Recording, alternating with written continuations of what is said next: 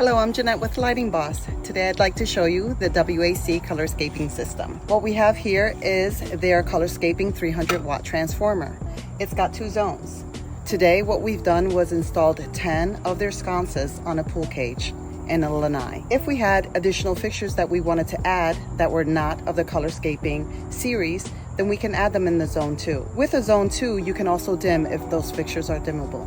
In a minute, I'll go ahead and show you the pool cage sconces. Because this is a 2-wire system, the response to the color changes are almost immediate. Let's take a look at their white color temperature. Let's play with that red one again.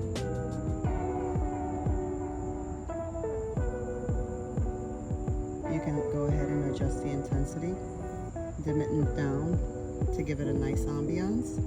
Maybe bring it all the way up. So here's the first screen of the WAC app. As you can see, it's got 12 preset colors along with 4 preset color temperatures and the dimming functionality.